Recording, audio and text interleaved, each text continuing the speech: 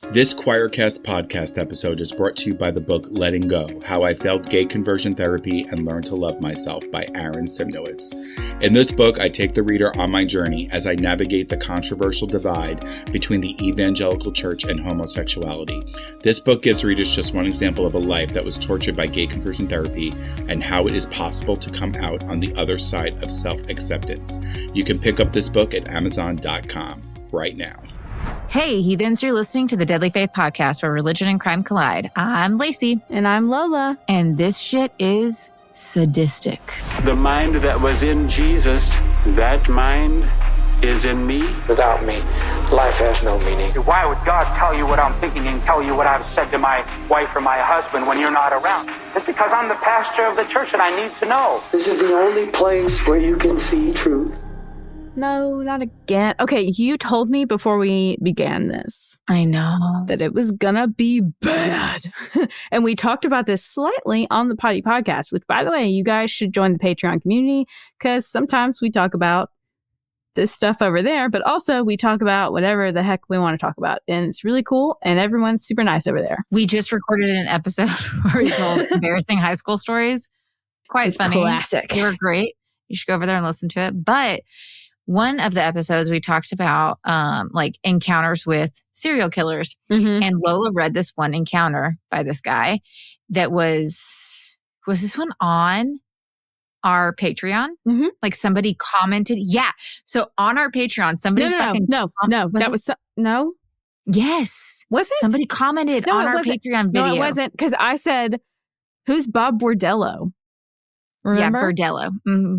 I swear that one's on our Patreon. I said this guy, he had dinner with Bob Berdella. So like his friend was like, hey, I have this friend, you got to meet him. Come with me to eat and we'll eat with him. And so they ate with him and he was like, that's when I found out that, I had just eaten dinner with Bob Berdella, which years later would prove to be a serial killer. And he was like, he was creepy, but he wasn't like kill 6 guys creepy. Yes. And then I was like, who the heck is Bob Berdella? Because I had never heard of this person. And she said, don't look up anything. I had this look on my face like, oh my God. And then she's like, who is he? I'm like, don't Google him. Like, he's on my list. I'm about to cover him. My fingers began itching for answers. So I have been at the edge of my sanity waiting for this. This is one of those cases that isn't like heavily religious. Religion is going to come into play a time or two, but I wanted to cover it, so we're here, guys. So, hey, heathens! Fahlo Bracelets has an offer just for our listeners. Fahlo Bracelets are gorgeous, colorful animal bracelets that come with access to track your very own wildlife. You can pick from all kinds of animals like turtles, sloths, sharks, lions, and more. Your bracelet comes with a QR code to easily track their movements online. The best part is that every purchase directly benefits organizations that save wildlife. I have a gorilla and a sloth bracelet. They are so beautiful, and I love the little animal information cards that come with your bracelet. Go to myfahlo.com, that's myfahlo.com, and use the code LaceyBean20 to get 20% off your purchase today. Now back to the show. Buckle the fuck up. I'm going to give you some trigger warnings, and I'm going to tell you right now, today's episode is going to be graphic. Graphic. So if you got to go, it's fine. We'll see you later. Exactly. But some trigger warnings are homophobia, sexual assault, torture, both of those. Absolutely graphic. Think of the worst graphic that you can think of and times it by 10. Where it's bad. It's bad. Okay? So don't say I didn't warn you. And then, of course, murder. So, everyone take a breath. And we're just gonna jump right in to this episode. All right. So Robert Berdella Jr. was born to Robert Sr. and Alice Berdella on January 31st, 1949 in Cuyahoga Falls, Ohio. God, I love everything you just said, though. There were so many. Are they vowels or consonants? No, they're vowels. No idea. All of them. There's so many good. Say it again. What is it? I tried to say Iowa and Ohio. I know. So, I could tell. What's the city? Say that again. Cuyahoga Falls. Cuyahoga Falls. It sounds like a medicine. Anyway. It really does, right? Agreed. 7 years later, the couple had another son named Daniel. Growing up, Robert's childhood, it was said to be uneventful. He had loving parents. They were devout Catholics who attended church regularly. His father had a regular employment with, I think it was like a Ford company, like manufacturer. Ford built Chevy Tough. Sorry. Mm-hmm. Boys, they were well behaved. That was, something that most people always said. The only thing to note about Robert's childhood was that he suffered from some bullying because he had to wear pretty thick glasses because of his eyesight. And he received a ton of bullying on this. And so that did kind of really diminish his childhood, especially with it when it came to like his peers.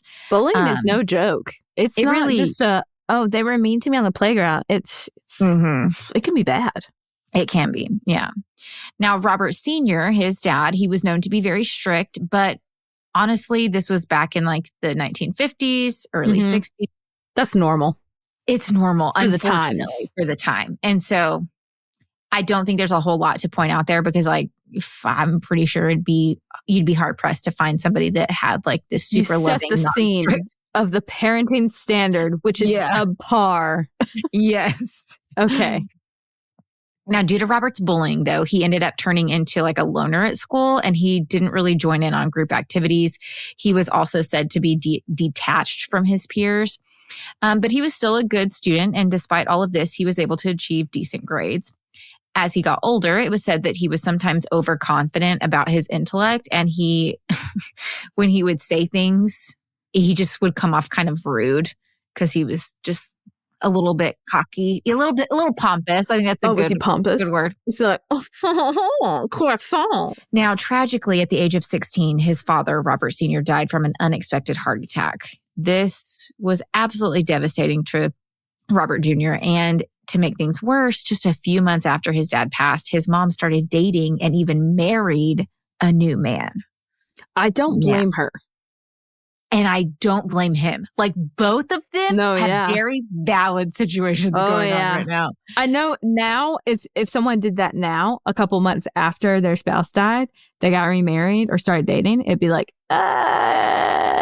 yeah. But we're in the 50s and 60s, like early. Let us remember the times. She became a single parent like that. So she's desperate for help to raise her children and to financially provide for them. So I can understand where she's coming from. I can also understand where Robert's coming from because he's like, bitch, you just like threw away my dad's for sure memory as if he meant nothing. And I'm still over here like in the depths of my grief. So like, who's this guy? He's not my father. No, I get it. During this time, Robert tried to fall back into his religion to try to find some kind of peace or direction. He had kind of, as he was a teen, stepped away from his Catholic faith, but then this kind of pushed him more into it. Now, unfortunately, though, this didn't work. In my opinion, Robert had started to come to terms with his homosexuality and his religion, though, and his sexuality are butting heads. They didn't hold hands. They did not hold hands at all. They fought like fucking cats and dogs. And neither of these were ever going to mesh well. Yeah. And so as he started to come to terms with his sexuality, the further away he, stepped away from his faith. So after this, he starts to grow and develop a cynical attitude towards religion, but he did begin to start researching different faiths. I don't think that this was in a way of him like trying to find something to believe in. He was trying to like pick apart these faiths. He wanted to learn about it so he could prove that it didn't exist. Oh, one of those. In my opinion, he was doing this to try to justify and feel more comfortable with his sexuality. Yeah, that makes sense. That's just my guess. It's not the worst thing to do. I understand. I can get that. Especially like as a teenager, you're looking for validation anyway. Mm-hmm. Yeah. Especially when you figure out who you are.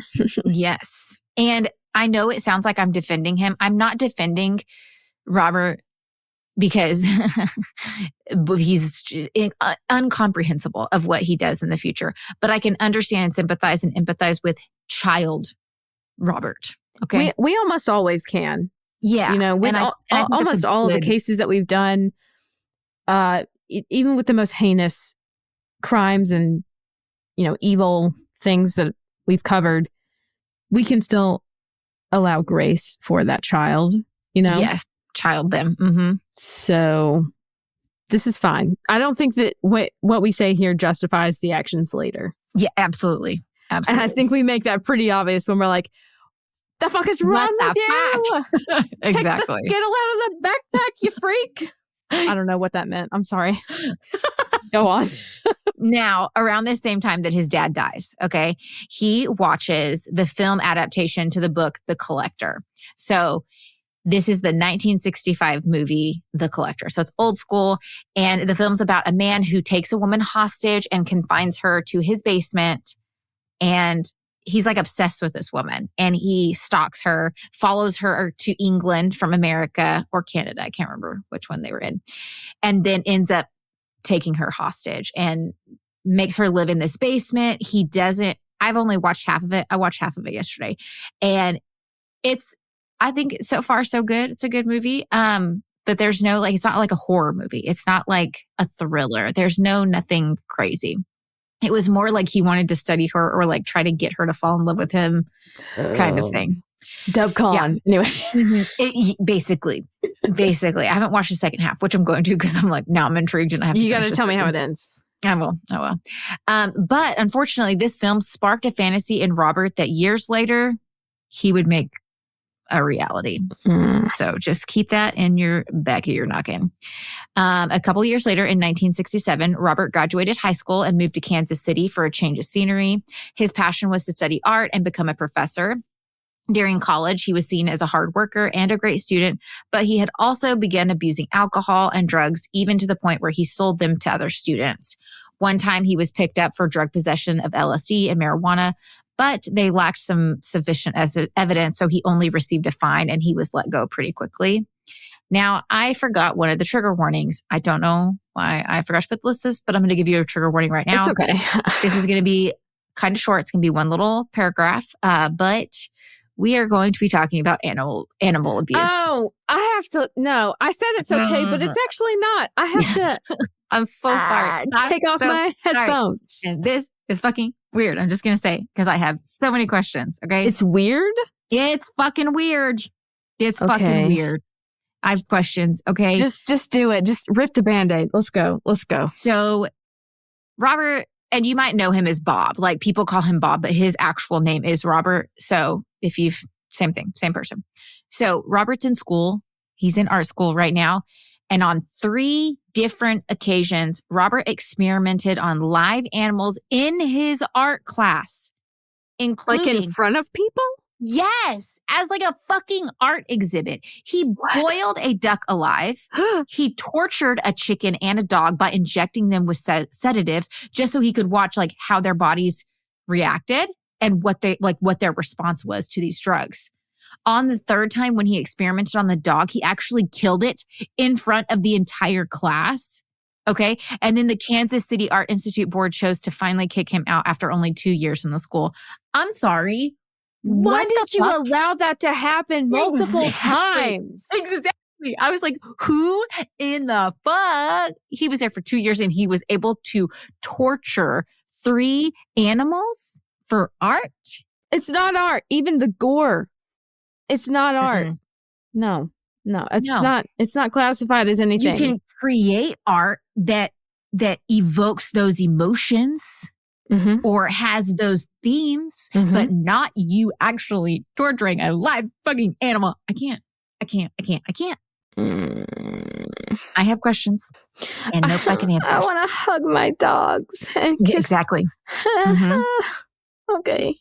Yes. Okay. Now I hate this guy. Yeah, this guy's fucked up. I was feeling weird. I hate him now. Thanks. There was fucking something wrong in his head from young. And I don't know much more about his like actual childhood than what I already stated, but I have to wonder if this was the first time that he abused animals.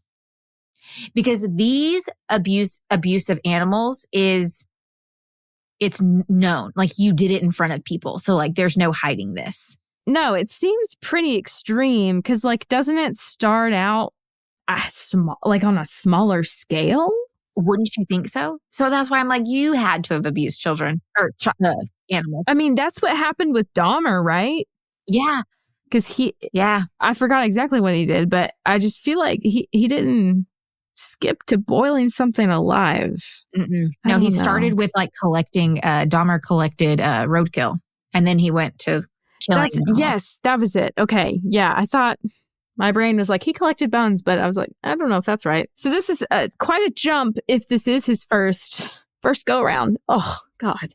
Yeah. Yeah. Okay. Does this theme come back up with animals again? Or is it just this? Okay. Proceed to the root. That was it. Okay. So after school, Robert's kicked out. He started working as a line cook and then became a chef and was actually very successful and even was a member of the Chefs Association. At the age of 20, he took his life savings from being a cook and ended up buying a home on Charlotte Street in Kansas City, the home soon to be known as the House of Horrors. But around the neighborhood, he was seen as a helpful, kind, and generous man. He was known for helping with fundraisers in the community. He even offered struggling teens a place to stay while he tried to help them get back on their feet and back on the right path.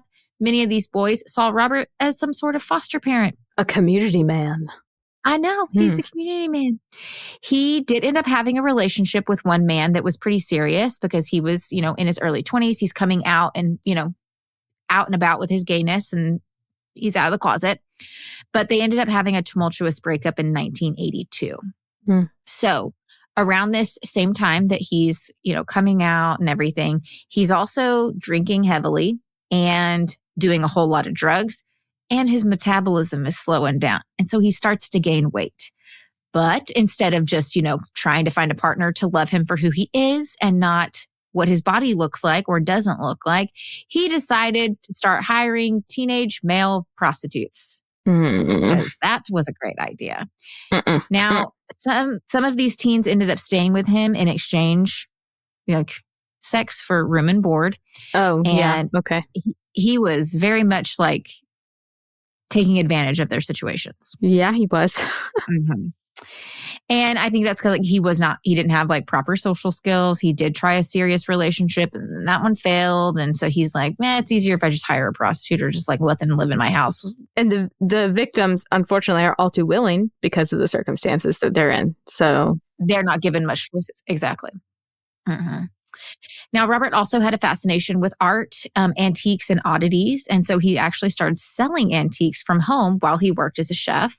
But over time, his love for antiques and oddities grew, and he decided to give up being a chef and open up a booth at the Westport Flea Market in 1982. And he named it Berdella's Bizarre Bazaar. And so a lot of the stuff that he sold was like occult related. And so it was, oddities for sure, especially for the time. I love oddity stores. And I do too. But now this is just going to taint it for me in a way. Not like in this one. Yep. God. While he had his booth, he met a teenage boy named Jerry Howe. Jerry was the son of another booth owner, and he and Robert became fast friends. They met when Jerry was only 14, but a few years later in 1984, Jerry and Robert started chatting more. And Jerry actually liked hearing about Robert's, stories and trips and just like cool things. And he was also fascinated about Robert being an open homosexual. So he loved talking about gay sex. So he was open about it. Yes. He was open about it. So they were constantly making jokes about gay sex, and they started spending more and more time with each other. And this angered Jerry's father because Jerry was young. He's like 19, about to be 20 kind of thing. And he knew Robert's reputation with young men, and he hated that his son was getting close to Robert. He absolutely despised it. Robert said that around this time, his sexual fantasies started to grow darker and darker, and he soon started pleasuring himself while thinking of bondage and torture, specifically of doing that to Jerry. Oh, Jerry, run, boy, run. But that's not where his fantasy stopped. He wanted to capture Jerry and turn him into his personal sex toy that he could torture. He knew that it wasn't right and wasn't sure why he wanted to do it, but nonetheless, he did, and he wasn't about to start seeking help for any of this. So when Jerry was 19, Robert helped Jerry pay some legal bills, but was supposed to, pay him back. Time after time, Jerry came up with an excuse on why he couldn't repay it or like he needed more time. Mm-hmm. And soon this just irritated Robert. He was like, I'm fucking over this. You're never going to pay this money. And he was fed up.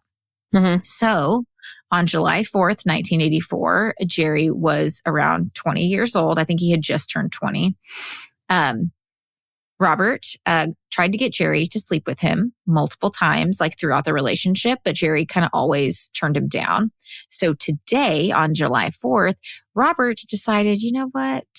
I'm not going to take no for an answer. So while they were drinking, he slipped him some drugs and oh God, knocked him out. After he was knocked out, he sedated him with an injection of some kind of sedative, and he just waited for him to fully take effect. Now, I've heard conflicting stories about Jerry.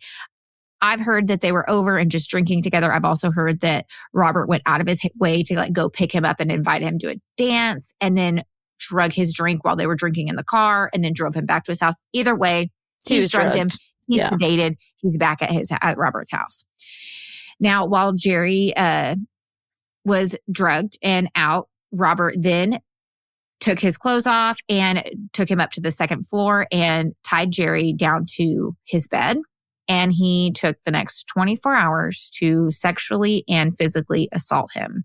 Robert was raped repeatedly. Jerry? Jerry. Robert raped Jerry repeatedly till he literally couldn't climax anymore. And so then he started turning to foreign objects to assault Jerry with, like cucumbers and carrots, until Jerry's anus was bleeding profusely.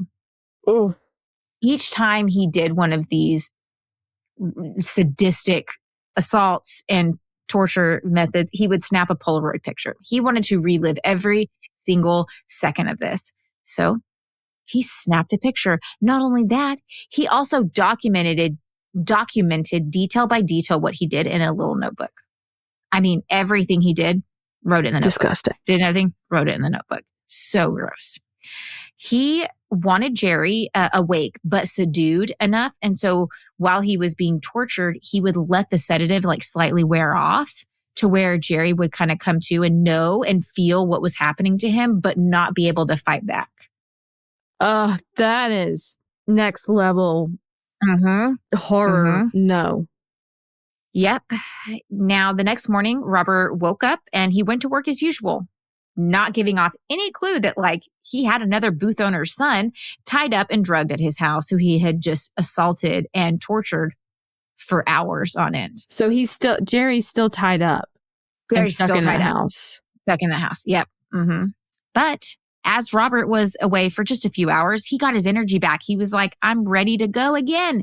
And he closes shop early and he goes back home. And unfortunately, the torture only ended just after 12 p.m. on July 5th when Jerry died. Robert said that he wasn't sure if Jerry died from choking on his own vomit because of the abuse or anything like that, or if it was because of the sedatives that he had given him. All of the above. And he'd given him too much. I know. I was like, probably all of it, you jackass. Plus, he lost blood too. Yeah.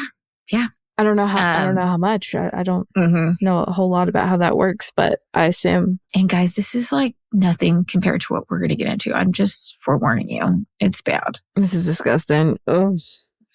After Jerry died, Robert tried to desperately revive him because he wasn't done. He's like, I have to keep going with my abuse and torture. But he was unsuccessful. So after that, Robert drugged Jerry to his basement where he hung his body up upside down, put a bucket underneath him, and he slit his throat and his wrists and let his body drain of blood for a full day. What the fuck? Mm-hmm. Yeah. I know. And then the next day... Is anybody asking where Jerry is? We will get to that. Okay. The next day, after the body was fully drained, he dismembered Jerry using his chef knives and a chainsaw before disposing of him in trash bags that he left out by the street for the garbage man to pick up. And the garbage man did. And he was put in a landfill and never to have been seen again. Did they ever find his body? Mm-mm. Oh. Unfortunately, I will say now, there's 6 victims in this, and not one of them, like they've never found a full skeleton of one of the victims. Oh, God. As days went on and Jerry wasn't coming home, his dad grew extremely worried. He knew his son and Robert had become close, and he knew Robert's reputation with young men, so he was highly suspicious that Robert had something to do with Jerry's disappearance. After this, Robert became very paranoid, and he was thinking, I'm about to be caught. Like any day now, they're about to come and I'm going to be arrested. I'm going to be sent to jail. And he hated the anxiety. He thought the anxiety was overshadowing the experience that he had, and he hated that. So he was like, you know what? I'm never going to do this again. I'm just going to relive it with the pictures and the notes that I had from the experience with Jerry. While he wasn't looking at them and pleasuring himself and being all sadistic, he hid them under a floorboard in his house. But as time went on, he realized, wait, nobody really gives a shit about Jerry, because Jerry was a teenage young male prostitute, and they think he's just ran off, and the cops aren't even fucking listening to anybody about his disappearance. So if the cops aren't looking, then I can't get caught. He feels safe. No, this is bad. We're going in bad territory. I don't want to be here. This means the longer it goes where he's not getting caught, and the longer it goes where the cops aren't like caring worth a shit, the less his fear becomes. And he's like, all right, I just got to pick the right victims. Heathens, we have a problem. We're good. We have a very big problem. Fucking cops, god damn it. Now, on April 10th, 1985, Robert Sheldon, I'm going to call him Sheldon. I'm going to call him by his last name because he has the same name. Okay, so Robert Sheldon knocked on Robert's door looking for a place to stay. Sheldon was only 18 years old, and this had become something kind of on the regular for Sheldon to do because he just needed a place to stay, and he, was on drugs or prostituting. And so it was known that he could just knock on Robert's door and get a place to stay. But this had been happening so often that Robert started to get sick of it. He was like, I feel like I'm being taken advantage of. Oh, feels like he's being okay. Yeah.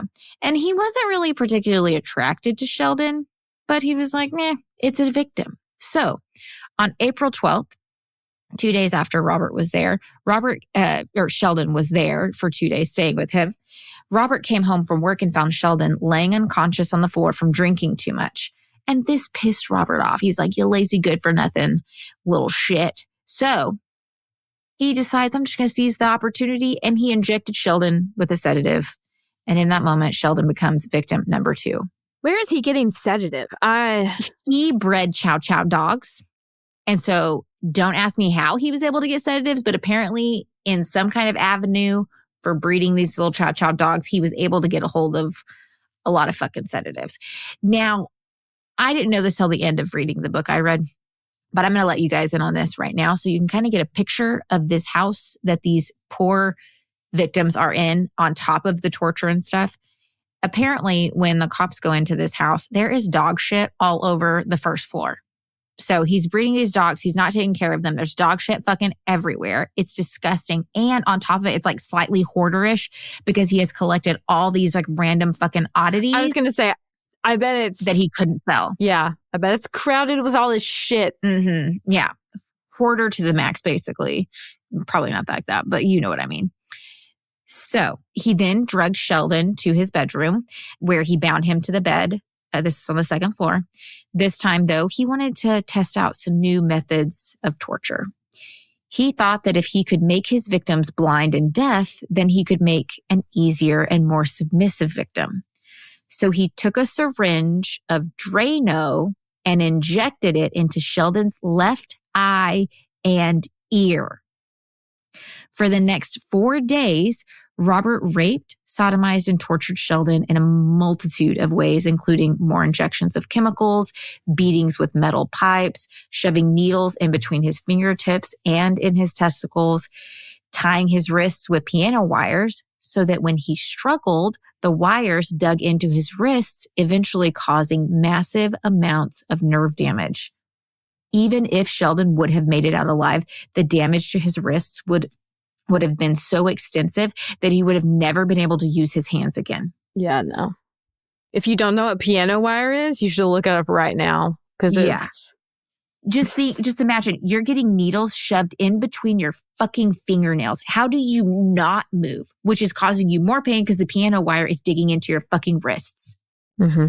This man, like I said, Bob Berdella is one of the most sadistic and evil serial killers that I've ever heard of because of his torture. He may have less victims. He may be the worst that I've heard. It's... At this point... See what I mean? And we're not done with the story, I know. Ed Gein was a lot. Ed was a weird man, but his victims never suffered. Never. That's the only thing I can be grateful for. Exactly. Agreed. This one, makes different me level. Different level. Massively ick. Mm-hmm. So Sheldon was Robert's first victim to be electrocuted. Robert would take alligator clips and attach them to Sheldon's nipples and then turn the current on for a few seconds. He loved seeing Robert's body stiffen and convulse with every shock. He later found that if he took a hypodermic needle and stuck it through the body, he could then electrocute him without the worry of the alligator clips falling off when Sheldon would convulse. He was literally problem solving his torture. This man is fucked up in the head. I've never heard of someone troubleshooting their torture methods. No, he did. And he took meticulous notes. I hate how, he's intelligent in, a terrifying way. In a horrible way. You figured out that they're who they won't look for, who they won't look into. You're figuring out how to, These were, experiments for him. You're horrible experiments. So, Yeah. He was torture experiments on his victims. And just like Jerry, he took meticulous notes and photos. On April 15th, though, a worker showed up at Robert's house to trim some trees, and Robert was not expecting this. And so he had to make a snap decision on what to do with Sheldon. He thought that he could sedate him, but he didn't want to take the risk of somehow him coming to, or the guy ended up hearing him or anything. So he's just like, oh, hold on. And he runs upstairs and he ends I Sheldon with a bag and a piece of rope. That quick. Quick. Just snap decision. Killed him. That poor lawn care person didn't have any, go ahead. Yeah, go take care of what you need to. Yeah. Not knowing that someone's being murdered. I know. Also, I was like, dude, he's outside. You didn't have to kill him. That's probably mercy. Actually, yeah, that is. Yeah, he shouldn't have done this at all, but at least hit the torture stop because the torture was so fucking bad. Rest in peace, Sheldon. After the worker left, Robert took Sheldon to the bathroom where he drained his blood in the bathtub, and then he dismembered and disposed of him just like he did with Jerry. Trash bags for the trash man. For the trash man. But this time, for some reason, he decided that he was going to keep Sheldon's head. And he buried it in an overgrown garden in his backyard. And it wasn't just his head. It was a few pieces of his skeleton, spine that were also neck and attached to it. What? So, why would you want to keep it, but you bury it? I don't know. I know. There's no understanding this man. So at the end of this, Robert felt no shame or guilt. And he knew, I'm going to do this again. I'm not getting caught. Nobody cares about these young kids going missing who are prostitutes, sex workers. They were, if you read articles about this, they call them chicken hawks. What? I don't like that they called them that. I've never heard of that before. In some places, apparently it was called young male prostitutes were called chicken hawks, or they were also, chicken hawks were referred to as the men who hired young male prostitutes, sex workers. I don't know if prostitutes is still a term that we should use. I'm going to try to change it to sex workers. Sex work. Well, I understand that probably in a lot of written documentation. They are referred to as for older cases. They would be called prostitutes. Prostitutes, yeah. Yeah, that's how I put it in my notes because that's how it was referred to. But I'm not trying to change it. But you know what? We don't have to look at it as a derogatory term when we're looking at old documents. We can know that sex work is work, and we can respect that. So yeah, A to the man. Proceed to the root. On June 22nd, Robert looked out his window to see a young man taking shelter in his shed during a large storm. He quickly noticed that it was Mark Wallace, a young man that was 20 years old that he'd hired many times to do some yard work for him. So he went outside and invited him in for a drink. As they sat there talking, Robert decided that Mark was going to be his next victim. Ain't that just the fucking way? No! They sat there drinking and talking, and Mark told Robert all about his life's troubles. And Robert told him, you know, I can just give you an injection of a very light sedative just to help calm you down, take the edge off. And Mark accepted, but had no idea that this light sedative was anything but a light sedative. And it knocked his ass out. When Mark was unconscious, Robert took him to the couch where he undressed him and then sexually abused him with himself and then with a carrot. And then he took the boy upstairs and then continued the assault. Mark came to and tried mumbling certain things, but it was, didn't make any sense due to, the massive amounts of drugs that Robert had given him. Mark started to come to more and more, but Robert enjoyed hearing him scream. So he would just hit him over the head with a mallet if he got too loud. Oh my God. Yeah. He also took the mallet to his testicles. And then he electrocuted him over and over and over again. He also used needles to poke him all over his body, including his eyeballs, his testicles, and more. When he would reach a sensitive spot that got like a big reaction, he would make note of it in his journal for future reference. I know. Around 7 a.m., he noticed that he wasn't getting a reaction from Mark anymore. And so he was like, wait, what's going on? And he checked for a pulse and realized that Mark was dead. Robert was frustrated because Mark only lasted about 48 hours before dying. I'm sorry, I labored for 48 hours. And that was a long ass fucking time when you're in pain. It must feel like a week. Weeks. What? This poor man. He then dismembered him and disposed of him just like he did the other victims. And it had only been about a year since Jerry's murder. And now he had just disposed of his third body, officially becoming a serial killer. He had went from... Is that what makes you a serial killer when you reach 3? Mm-hmm. Yep. 3 makes you a serial killer. Why is 2 not... Whatever. What do I know? A spree killer is 3 kills within a very short time frame. So, who's in charge of this terminology? So, if you were a mass shooter. No, yeah. You'd be considered a spree killer. Yes. Yeah, I don't know. I'm just confused why 2 doesn't make the mark for serial killer, but 3 does. Anyway, go on. Good question. Robert's goal was for long-term torture. And so he knew in order to achieve this, he was going to have to pace his torture in the future because he kept killing his victims too soon in his head. So he started to brainstorm ways to keep his victims alive as long as possible. Like I said, he's a problem solver in all the worst fucking ways. His ideas consisted of breaking the fingers of his victims so they couldn't untie the knots they were bound with, making them blind so they couldn't see to escape or to try to untie the knots or to make their way out if they did get freed, like their hands or feet, and to use piano wire to bind them so that it would cause as much damage as possible to the wrists, again, making it impossible to escape. This man has issues. As time went on, Robert became more and more confident about his crimes. The only time the cops took interest in the missing boys' cases was when Jerry Hal's father was so relentless with the police about his missing son that they finally questioned Berdella. Jerry's dad knew that they were close as well as being familiar with Robert's reputation about taking advantage of young men.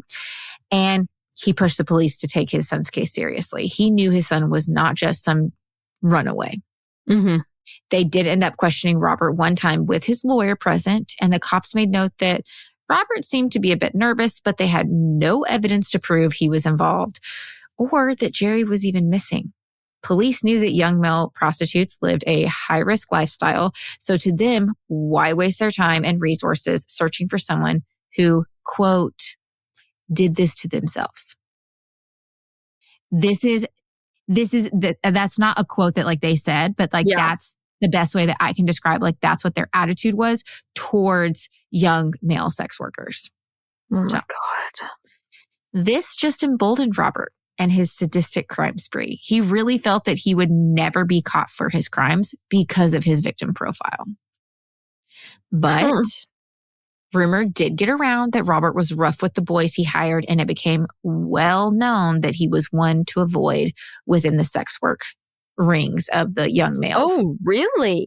Yes. Because he didn't like take victim or like capture every single young male sex worker he hired. And so those he did hire and not take captive, he was very rough with. And so they all started talking to each other like, he's one to avoid. Mm-hmm. Now, unfortunately though, Robert had a comfortable home and food to offer these boys. So in their heads, a little rough sex was better than many other opportunities they were the getting. risk and the reward were equal in what they thought Yeah. before they got there. And with what society and what life is presenting them, it really is. What are you going to do? On the outside, looks like the best decision to make. Yeah. Now, during this time, Robert was still selling drugs to the locals. And a few days after selling a boy named James Ferris some drugs, the cops arrived at his booth to question him. And Robert thought instantly, that James Ferris, he set me up. And he had a bone to pick with James after that. James and his friends were known to constantly call Robert at all hours of the night looking for a place to stay. And like always, he's getting sick of it and he's feeling like he's being taken advantage of. One night when he came home, he found James and his friend had broken into his home and were rooting the place looking for drugs to steal. Oh. On September 26th, James called Berdella and asked him to meet him at the Midnight Sun bar. When they met that evening, James asked Robert if he could stay with him for a few days. Robert agreed because he was already planning on taking James as his next victim. And this just made it easier to get him back to his house. Mm-hmm. Back at Robert's house, Robert crushed up some drugs and slipped them into his drink. Once Robert got knocked out, he then sedated him with a sedative injection. Again, just like the other victims, Robert took him up to the bedroom and tied him to the bed before inflicting the same type of torture and rape like he had on all the other men. This time, though, he had changed up his electrocuting tool. To make it easier, he had strapped 2 steel cooking spatulas to a 7,000-watt transformer and then used the 2 spatulas to electrocute them so he could easily just move the spatulas where he wanted to inflict pain. No. So unfortunately, though, after Robert is intensifying all of his torture on all these victims, he also intensifies his electrocutions. And these shocks were lasting around 4 to 5 minutes. Oh, no. That's an eternity. And he would even place these spatulas on the eyelids. Oh! I don't know how that fucking doesn't kill you one time. 4 to 5 minutes? What the hell? That's what I'm wondering about. How do you not just be able to like, I don't know. I have no words. I don't know. Unfortunately, with James, due to an incident when he was a child, he was unable to scream because he had some vocal damage, like vocal box damage. And so he would try to make noise. Oh, no. But it wasn't coming out. After hours of torture, he started to get a slight fever. So Robert gave him some antibiotics so he could keep raping and torturing him. But just after midnight, his breathing became labored and he soon died. Robert then took him to the bathtub where he drained his body of blood, dismembered him, and disposed of him in trash bags put out for the garbage man just like all the other victims. As time went on, it was well known around, like I said, the young male prostitute circles that Robert was one to avoid. Not only because he was rough during sex, but it was also highly suspected that he had something to do with the disappearance of Jerry. This meant that it became harder and harder for him to lure boys back into his house. Well, good. Good. One day while driving, though, Robert noticed a man walking down the road. It was Todd Stute. He had known the man, but didn't see him in the last couple of years. Apparently, the man had been married years back, and him and his wife were drug addicts whom Robert tried to help. Todd was always somebody Robert was highly attracted to, but each time he tried to get Todd to sleep with him, Todd turned him down since he was married. He pulled over and Todd got in his car and they began chatting. And apparently Todd had spent some time in jail in Oklahoma. And then after that, he lost touch with his wife due to their hardships and their addictions. Is desperate at this point for a place to stay and his next fix. It was quite easy for Robert to convince him to come back to his place. Now, to Robert, he felt like he had won the jackpot and couldn't believe his luck.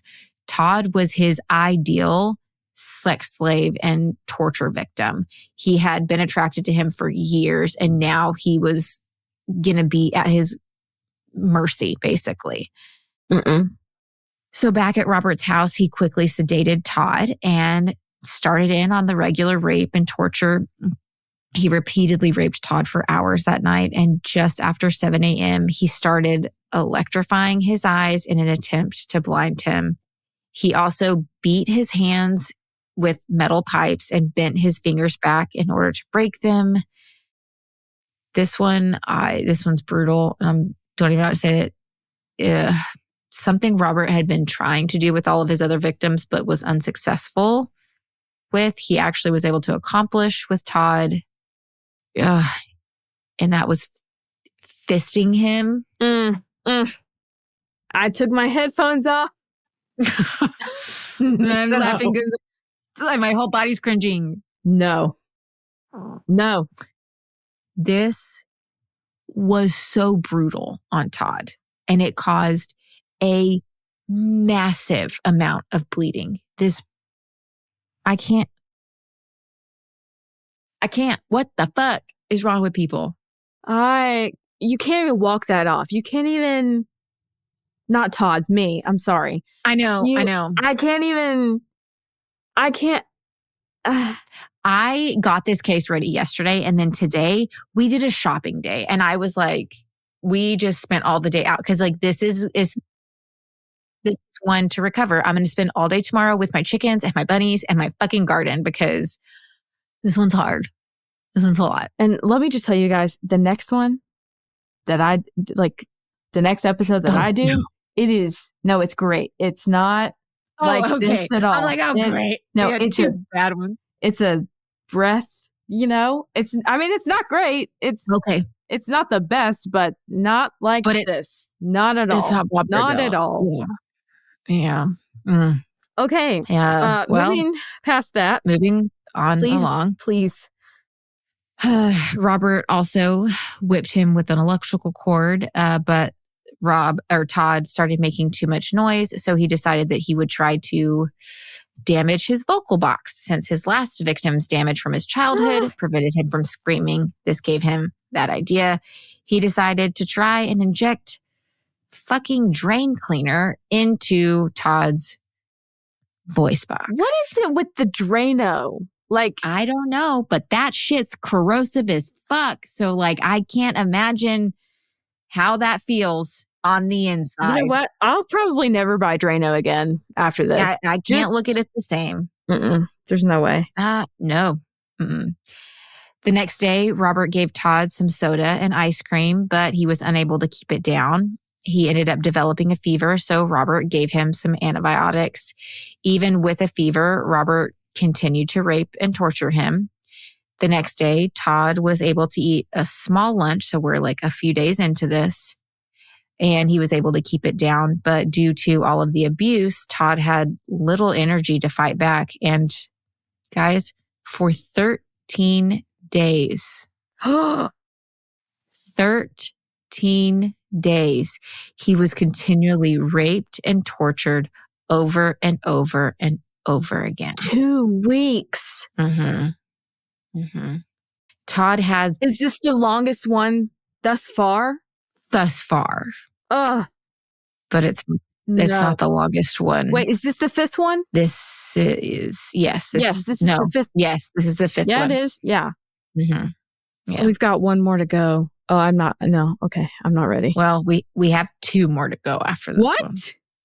But there's only 6. There's only 6 murdered. What? Okay. I tell you. One of them's alive. One of them is alive. Okay. You got to get there. Come on. Okay. So Todd had also very beautiful curly hair. And he was said to, even being like homeless and a drug addict and all of that, like he was still a very handsome man. Not that these other boys weren't handsome, but like his curly hair just like was very much part of his personality and just his good looks. But it kept getting caught in the restraints. And so Robert cut off all his hair. No. Yeah. So now, such disrespect. On top of everything else. Yeah, I know. I know that feels minor, but there's something about hair, okay? I don't actually, no, like I'll talk about it on the Potty Podcast. I'll give you the history of hair. I would love to hear the history of hair. That's what we're going to talk about the next time. Sounds good. Due to being fisted early on and the continued abuse, the damage to Todd's anus was extensive. Apparently, this became too much for Robert.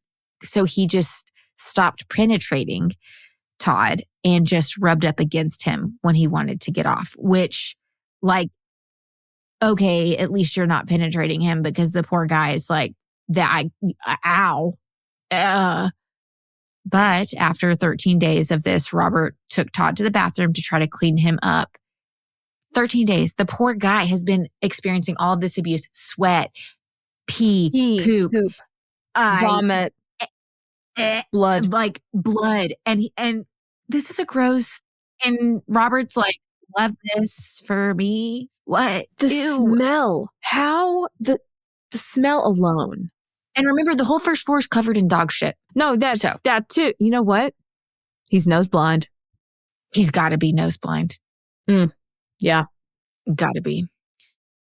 So he takes him to the bathroom to try to clean him up. But when he tied him to the chair, he noticed that his breathing was labored. And shortly before noon that day, he passed away from the infection from his ruptured walls in his anus. Oh, honey.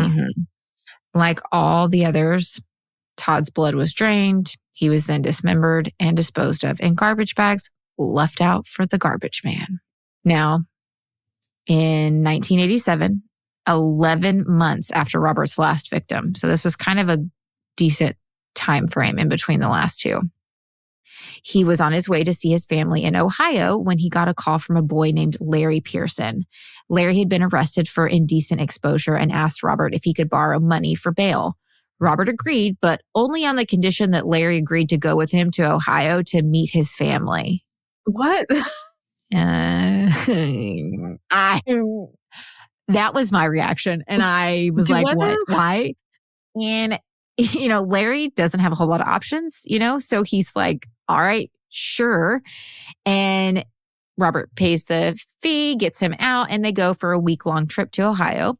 After that, they returned to Kansas, but apparently Robert became very annoyed with Larry because he just slept on the couch and was lazy.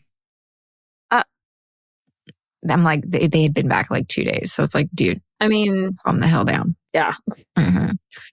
Again, Robert feels like he's being taken advantage of, and he's getting more and more angry with Larry. One day, after going to see a movie, the two were driving back home when Larry saw some young male sex workers and started talking about how he and his friends used to make fun of homosexuals. It was like he was bragging about it, and this really pissed Robert off. So the next day, the two drank a ton. And once Larry passed out, Robert injected him with a sedative, and Larry became victim number 6. Now, Larry was too big to haul upstairs to the bedroom, so he drug him to the basement and bound him with piano wire. Like Todd, Robert injected drain cleaner into the side of his throat to try and destroy his voice box. Over the next 5 days, Larry was electrified, raped, sodomized, and injected with numerous chemicals. I don't know if I mentioned this. Larry's only 20. So all of his victims are anywhere from, I think one of them was 18. Yes. But 18 to 21. 18 to 21 is like his victim age range. But this time, Robert was able to somewhat get a submissive victim. He told Larry all about the rules, and if he broke them, he would be punished. The torture had been so bad, I can see why Larry would, break and submit. Fuck, I would. Mm-hmm. You're in survival mode. Absolutely. After a few days, Robert established a daily routine. Wake up, rape Larry, sedate him, go to work, come home, assault him some more, torture him some, maybe inject some more drain cleaner, and then repeat the next day. With each passing day, Larry became more and more submissive, and Robert told him that if he submitted, he would get rewarded, like getting to watch TV. He also forced Larry to call him Master Bob. That... No fucking thank you. Mm-mm. Mm-mm. You know how stupid that sounds? Like it sounds very dumb. It sounds like it's so like, cringe. It reminds me of like Bob the Builder, but like in a I just think of like Bob the Tomato. I don't know why. It's so childish sound. Like Bob is just not an authoritative name to be like master. I just think of like Larry and Bob from VeggieTales, and like I just see them like playing a game together and Bob being like, I'm Master Bob. Like that's what it feels like. It feels super childish. I agree. Yeah, for sure. So after being Robert's prisoner for 3 weeks, he was moved upstairs to the bedroom. And in order for Robert to have more control over him when moving him around, he had put a thick leather dog collar and leash on him. Mm-mm. So at this point, he's been in captivity for 21 days. Oh, God. It gets worse because as Larry became more submissive, he would actually tell Robert that he liked it because he's trying to play on Robert's emotions. I get it. And he's trying to, I can see he's trying to like, get some trust, but also like if I make him feel like I like it, the torture won't be there and it'll just be the rape and I can deal with the rape. The torture is too much. So it was a way for him to survive. I see this. Yeah. He in total had been held captive for 2 months. Oh, God. And over time, the torture had actually stopped. He was only beaten or electrocuted if he broke one of the house rules. But on August 5th, Larry was giving Robert oral sex. They had grown so, like, Robert had started to trust Larry so much that he allowed him down there. Okay. And in the middle of giving him head, Larry bit down as hard as he fucking could. He caused major damage. That's the one, Major fucking damage. He took a chunk out of his penis. Larry's the man. Unfortunately, though, this enraged Robert and he began beating the shit out of Larry until he was knocked out. After that, Robert rushed himself to the hospital because his injury was that bad. And he ended up... Explain that, boy. I want to know, what was the conversation you had with your doctor? Because like, this is not a little rough sex. I'm sorry. I'm not into BDSM, but I can just like, I'm just going to go out on a limb and say like, it don't get that bad. It's not a limb. It don't get that rough. You're right. Okay. Thank you.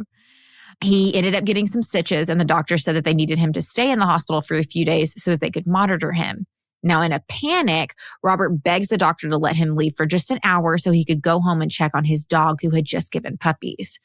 The doctor was reluctant, but agreed, and Robert left the hospital by taxi and got home.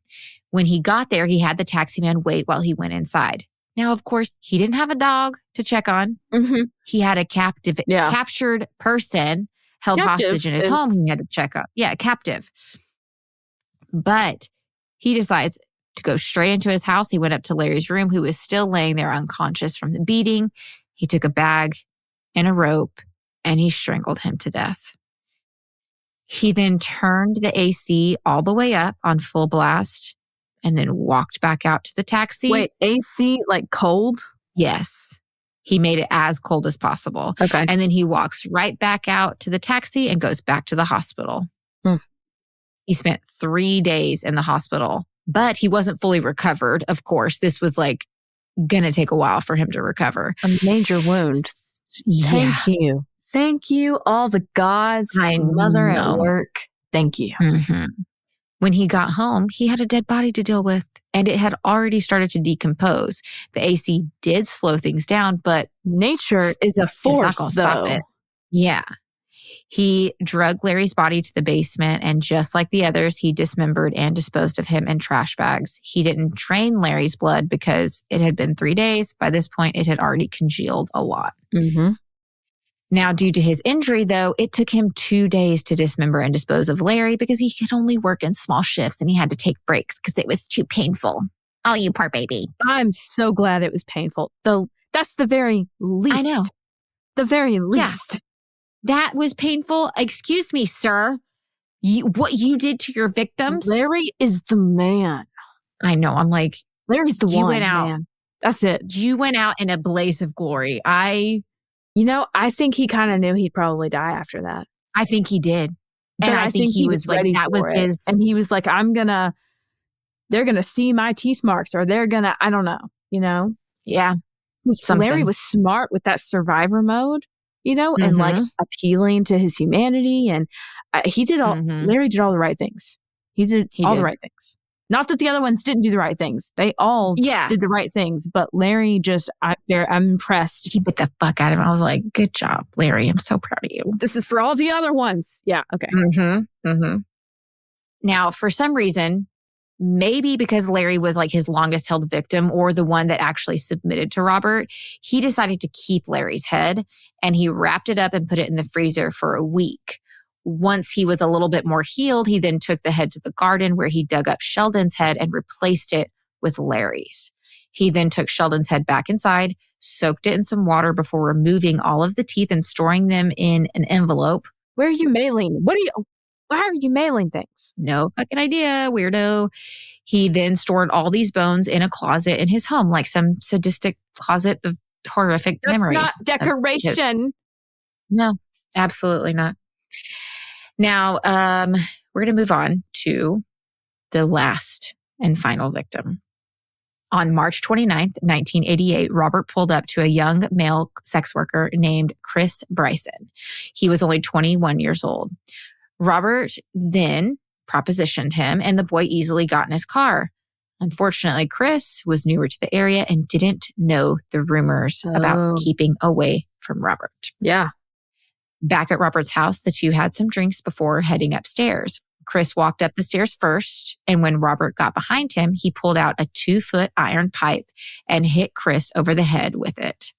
When Chris hit the floor, Robert quickly injected him with a sedative.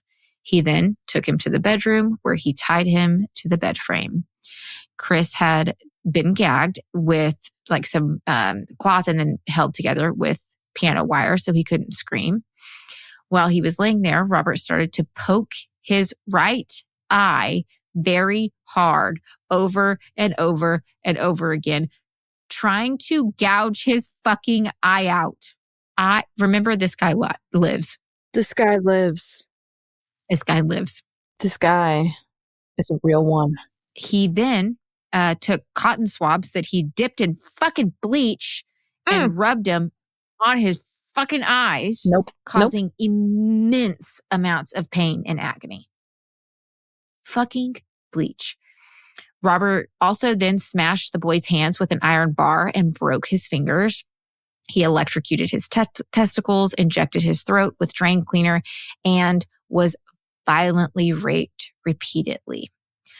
Robert quickly, though, tried to establish master and slave roles between them. He very much was trying to like reestablish what he had with Larry. He told Chris all about the rules and how he could avoid being punished if he had just, followed them and submitted to the sex. Robert even pulled out photos of the other victims and told him all about how they had died. And if he fought back, he'd end up just like one of them. Robert established a similar daily routine with Chris very quickly. But after a day or so of him tying his arms above his head while he went to work, Chris asked if he could have him tie his arms down because it was very uncomfortable to have his hands tied above his head for that long. Robert actually agreed and tied the boy's hands down between his legs. After a day or so of this, Chris realized he could get his hands free if he tried at the knots for a while. Okay. He was terrified of this because he'd been tortured. So like if he gets caught trying to escape, it could be over. Yeah. It could be over. So he went for it though. And on April 2nd, 1988, after Robert left for work, Chris spent 20 minutes working on the knots before he finally got his hands free. He then realized the knots on his rope, the rope around his feet were too tight. So he grabbed some matches by the bedside and burned the rope until they came off. Not wanting to waste literally any time, he quickly made his way to the window and jumped out of the second story, breaking one of the bones in his foot. Now, he is naked. The only thing that he has on him is a thick leather dog collar and a leash.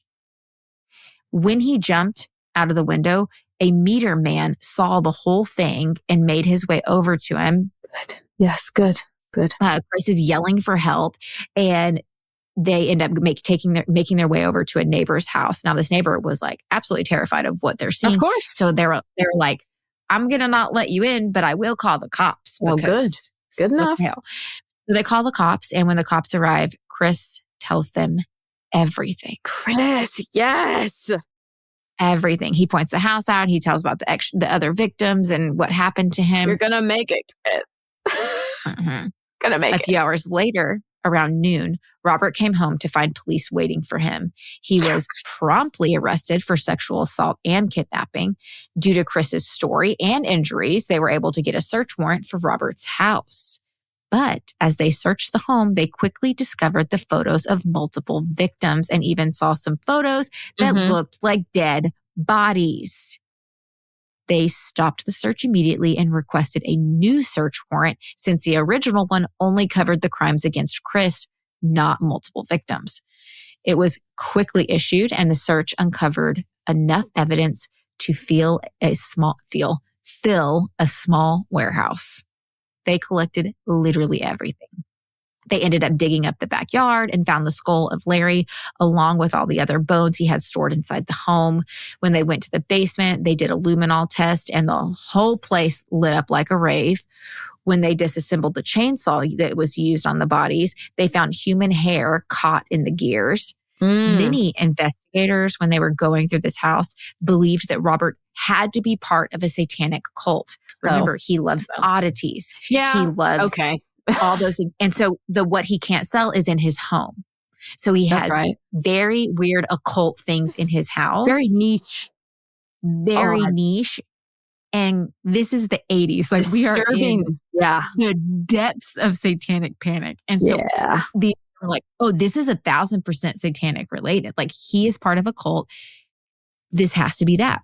Honestly, I think it was easier for people to think that this had to be done by somebody who was involved in devil worship. Yeah. You want to rationalize it. What sane person, what normal Christian Catholic person would do this? But he's got Catholic roots, guys. Community member who helps do like fundraisers for the neighborhood. And like, are you kidding me? Like, no, it has to be the devil worshiper. It's just easier to rationalize that way. Yeah. Now, due to the mountain of evidence, Robert's bond was denied. Thank the heavens. Yes. Robert did end up pleading guilty, and to avoid the death penalty, he agreed to give a full detailed confession that was over 700 pages long, where he also deciphered his notes for the police, because he would put like I'm sorry, this is going to be a little crass, but he'd put like FFing time and it would be finger fucking. So he would be assaulting with his finger. And he had, or CFing. So he'd have different like abbreviations that they couldn't. They had no idea what it meant. And so he deciphered all of his notes for the investigators. That makes sense. First, he was only charged with the death of Pearson because they had his fresh skull, Larry Pearson. Yeah, that's right. But when he pled guilty, by him pleading guilty to that charge, he avoided the death penalty. But he could also be charged with all of the other deaths. But that's when he broke the deal. If I can avoid the death penalty, I'll give you a full confession and I'll decipher my notes. So it was kind of a lengthy little process. On December 19th, 1988, Robert received 2 life sentences with no chance of parole and 4 conditional life sentences for second-degree murder. When asked if this had anything to do with the occult or Satanism, he vehemently denied that. He's like, nope, I don't know why I did it. I just did it. Now, funny enough, Robert spent years when he was in jail filing multiple lawsuits against the city, the police, and the media. For what? For tarnishing his reputation. What reputation? The reputation that you already had amongst all the sex workers that you were horrible? He felt like he was a good guy. All around. Minus the torture and the murder of the 6 victims, I'm a good guy. And they're tarnishing my reputation. I volunteered once. By calling me a monster. How dare they? I'm not a monster. You know what? I would love for him to experience everything that he did to those 7 people. And then we come back to the question. This is one of the times when I vehemently believe in the death penalty. I know. This is one of those times. It's like, I want you to experience everything that was done to these victims. Like, and that still doesn't, it's still not justice, but that's the thing. It's not justice for anybody. It's not. I hope that they would live a very long and horrible, tumultuous, torturous life. You know, that's what I would hope for. I hope that the time he spent in jail was horrific. I'm sure it was. Because I assume this person is dead. Is he dead? He is dead because in 1992, he could still be alive, but he's not, because in 1992, he sent a letter to a minister complaining that the prison wasn't giving him his heart medicine. And later that year, on October 8th of 1992, Robert complained of some chest pains and was taken to a hospital where he died of a sudden heart attack at the age of 43. Man, he didn't spend much time in prison at all. No, he really didn't. And he was young too. Like he was born in 49. Yeah. And he was okay, so if he was born in 49 and he was arrested in 88. So what is that? 49 to 88? 39? What the fuck? He really only spent a few years in jail? Fucking ass. Oh yeah, because he died at 92. God damn it, you fucking fucking hardly asshole. any time at all. Wow. Yes. Well, I hope those 5 years were absolute fucking torture. But I don't know. Maybe he didn't get his heart meds. Boo-hoo. I don't give a fuck. Like I said earlier, unfortunately, no complete bodies of any of his victims were ever found. And the survivor, Chris Bryson. Do we know where he is today? We do not. He changed his name and changed his identity, moved to another state. There are rumors of what state, but let's not. It doesn't really matter. He moved to another state. He's changed his name and he started over his life. I'm so glad. I have no idea if he's still alive. I don't know what's going on, but I can only hope that life is okay. Because I can't imagine life being great after going through that. He'll never be the same. I mean, he's not. He's not the same at all. It makes me nervous. Like I can easily see how somebody who was put in this position, who had that kind of trauma, who already didn't have a great start in life, like they felt, I didn't say this. But Chris was actually married and had a son at home, and he was doing sex work to provide for his family.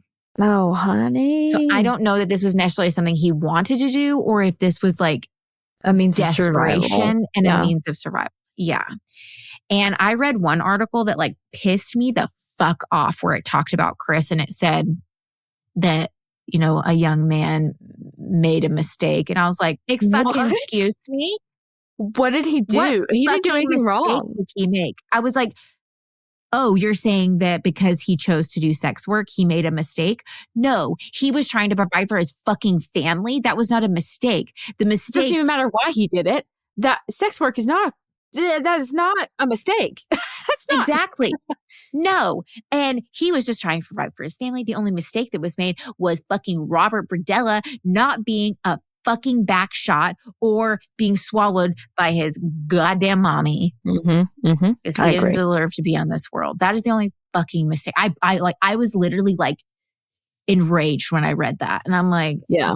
You know, I highly doubt that Chris or whoever they are now will hear this, but just have to put this out there. I'm going to address them as Chris because I got nothing else. Chris, you're amazing.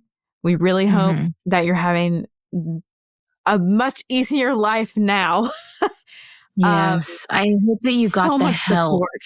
So much support and love. Yeah, we hope that you got professional assistance, you know, and nothing that happened to you was deserved, and you helped so many other people with the brave act of literally escaping.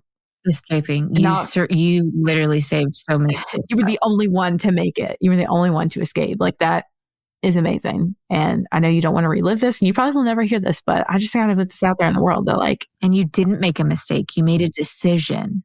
And unfortunately, that decision, by no act of you or what you did or what you chose, had astronomical changes and consequences to your life that shouldn't have happened. And this was in the 80s, late 80s.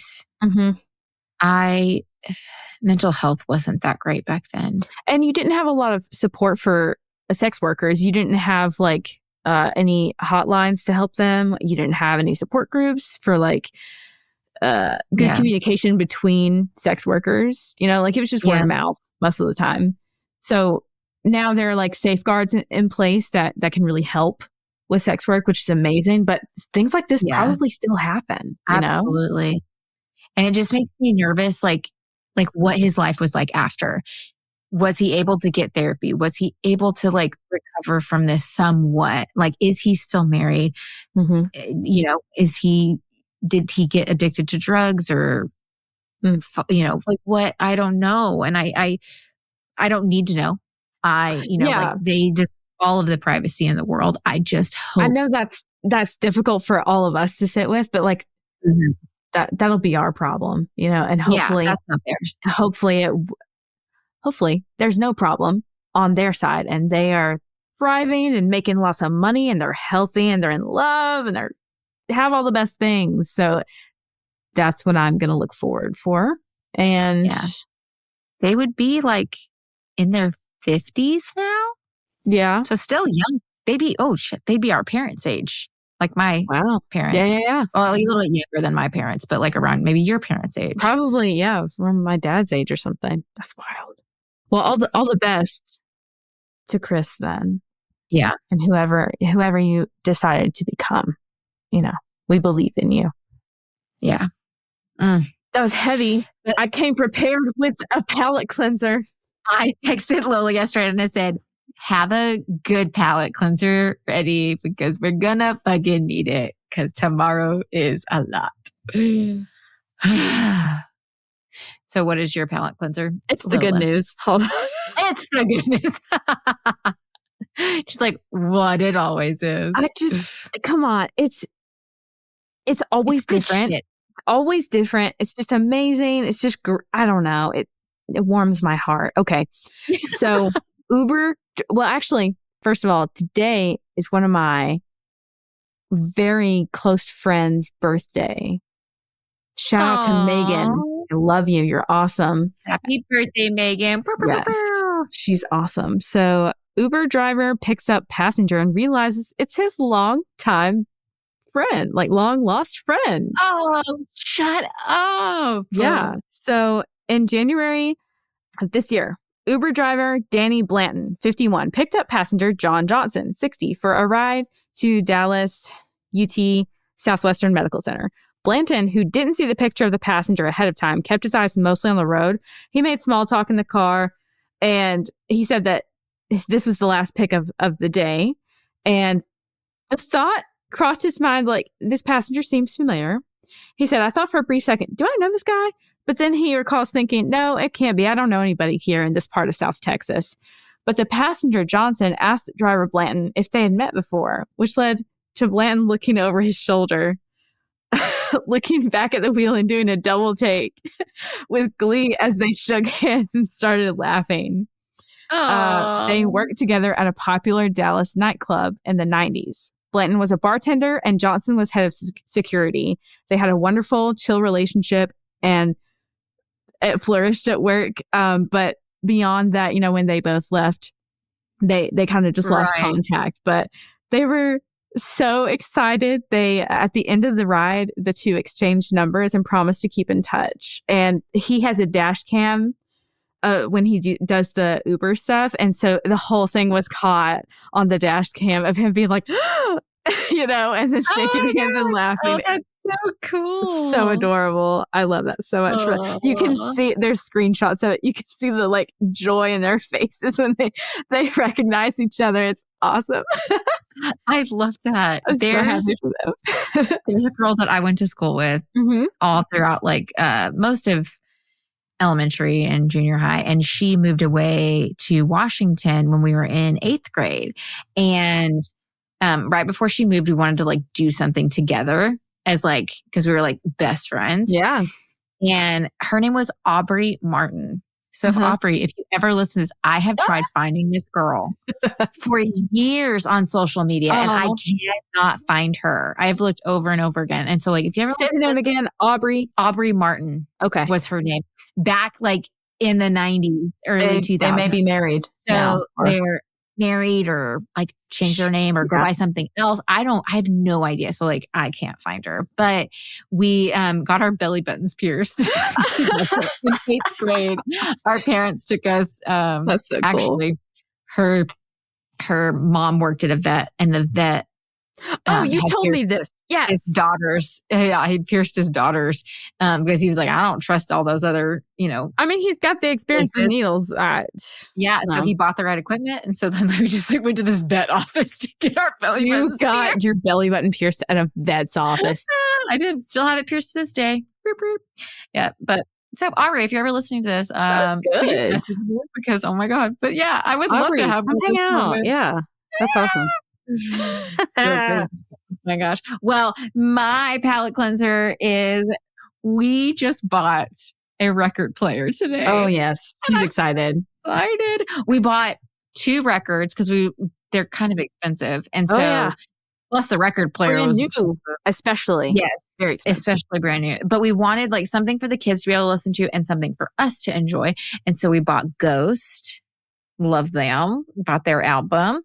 And then we bought The Greatest Showman soundtrack, which our kids love that movie. So I thought that was something. But we also have a record store in town. So Tyler and I are going to go on a date and buy some cool records. And we have a flea market not too far from us that's on Saturdays and Sundays. And there's a booth that's primarily vinyl records. And so we're pretty excited to go. Yeah, you're going to rack up. I know. We tried to thrift shop today for some, but they was real old. Yeah. So you get a lot of gospel stuff. You get a lot of old Christmas albums that are in most thrift stores, The only 2 that I was maybe I would have gotten was a Bette Midler album and Sonny and Cher. Come on. I almost got the Sonny and Cher one though, because I'm surprised you didn't. Yeah, it was hard picking out only 2 albums at the store today because I really wanted Billie Eilish. I wanted some Metallica, almost the Roses. I want some Pink Floyd. I wanted With some time, patience. I know. I was like, I want it all. There was also the Barbie album, like the soundtrack. Yeah. I was like, I really fucking want that one. I would cry. Anyway. I All right, want guys. them all. Thanks so much for tuning in. And with that, stay safe, stay skeptical. And steer clear of the culture's carousel. We interrupt this episode with a message from our sponsor. If you've ever deconstructed your faith, you know it's not easy. But just imagine if you could have people to guide you through the process. That's right. People like Jim Palmer, Kristen Dumez, author of Jesus and John Wayne, Jennifer Knapp, Brad Jerzak, Brian Zond, Paul Young, author of The Shack, and more. Well, if you head over to choiracademy.com and register for Square 2 using the promo code LOLA, you'll get 10% off the regular registration cost of this awesome course and community just for being a fan of our show. All links can be found in the show notes. Again, that's code LOLA, LOLA, for 10% off the Square 2 course. Also, heathens, if you're enjoying the show so far, remember to subscribe, follow, like, whatever you need to do so that you can keep getting updates on us and you can listen to more episodes because we've got more coming. I mean, this is what we do. Absolutely, always and forever. We're never going to stop this. As long as you guys like it, we're going to keep going. So thank you for tuning in. Deadly Faith is brought to you by Choircast Network. It is produced by Lacey Bean and Lola Robbins and audio engineered by Eric Howell. Thanks for listening.